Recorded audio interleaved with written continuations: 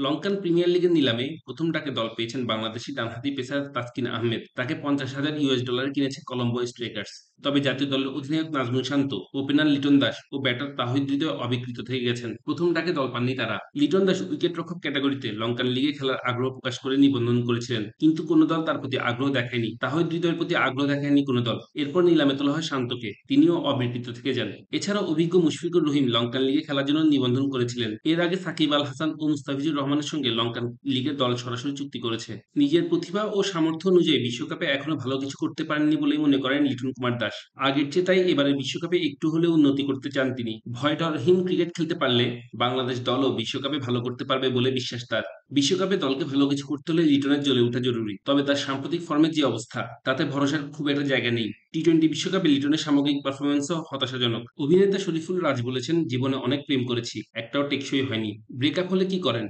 জবাবে তিনি বলেন, ঘুরতে বেরিয়ে পড়ি, ফুল এনার্জি নিয়ে আবার কাজে মন দেই। তিনি বলেন, আমার নাম মোহাম্মদ শরীফুল ইসলাম, আর রাজ নামটি অন্য কারো দেওয়া। এক আড্ডায় হঠাৎ করেই আমাকে রাজ নামে ডেকেছিলেন একজন, আর আমিও ভাবলাম নামটি খারাপ না। সেই থেকেই নাম রাজ হয়ে গেলাম। দেশের বাইরের লিগে খেলার আরেকটি সুযোগ এসেছে তাসকিন আহমেদের হাতে। লঙ্কান প্রিমিয়ার লিগে দল পেয়েছেন বাংলাদেশের তারকা পেসার। তাকে দলে টেনেছে কলম্বো স্ট্রাইকার্স। কলম্বোয় মঙ্গলবার এলপিএল এর পঞ্চম আসরের ড্রাফট অনুষ্ঠিত হয়, যেখানে প্রথম রাউন্ডে দল পেয়েছেন তাসকিন। তাকে $৫০,০০০ দলে ভিদিয়েছে কলম্বো। ড্রাফটের আগেই আইপিএলে আলো ছড়ানো বাঁহাতি পেসার মুস্তাফিজুর রহমানের সঙ্গে সরাসরি চুক্তি করেছে ডাম্বুলা থান্ডার্স। ঢালিউডের জনপ্রিয় অভিনেত্রী পরীমণি রোববার ফেসবুকে ভিন্ন ধরনের পোস্ট করেন তিনি। বলেছেন, শত্রুরাই আমার আত্মবিশ্বাস বাড়িয়েছে। নিজের স্ট্যাটাসে পরীমণি লেখেন, শুনলে হয়তো অনেকেই অবাক হবেন, চিরকাল শত্রুরাই আমার আত্মবিশ্বাস বাড়িয়েছে। কিংবা হয়তো পুরো শত্রু না, কিন্তু বন্ধুও না, এমন লোক যাদের নেগেটিভ কমেন্ট আমার দিকে ধেয়ে আসছে। এসব শুনে আমার মন খারাপ, মেজাজ খারাপ হয়েছে কি হয় নাই, কিন্তু আমার ডেডিকেশন আর আত্মসচেতনতা বেড়েছে। এরা আসলে চিরকাল আমার অপকার করতে চেয়ে উপকারই করেছে। আহা, তারা যদি সেটা জানতো। হতাশায় ভরা মৌসুমের শেষের কয়েক মাস অবশ্য একেবারেই খারাপ কাটেনি চেলসির। চলতি মে মাসের ফল বিবেচনায় নিলে তা বেশ আশাব্যঞ্জক বটে। তারপরেও এক বছরেই শেষ হয়ে গেল ক্লাবটির সঙ্গে কোচ মারিসিও পচেত্তিনির সম্পর্ক।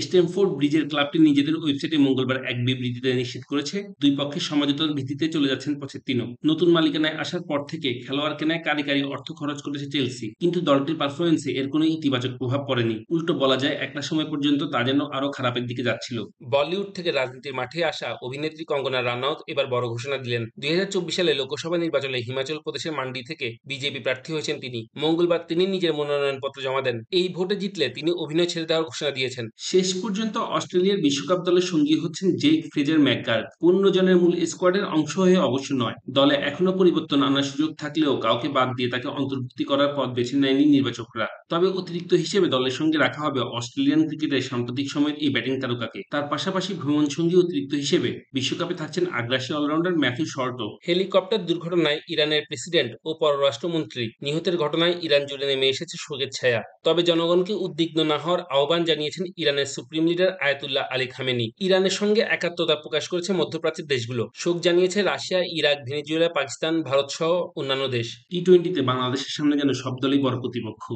ঘরের মাঠে জিম্বাবুয়ের কাছে শেষ টি-টোয়েন্টি হারের লজ্জা নিয়ে যুক্তরাষ্ট্র গেছে নাজমুল শান্তর দল। এবার হেরে বসল যুক্তরাষ্ট্রের মতো দলের বিপক্ষেও। বিশ্বকাপের ঠিক আগে বড় ধাক্কা খেল টাইগাররা। রুদ্ধশ্বাস ম্যাচে শেষ ওভারে বাংলাদেশকে ৫ উইকেট আর ৩ বল হাতে রেখে হারিয়েছে যুক্তরাষ্ট্র।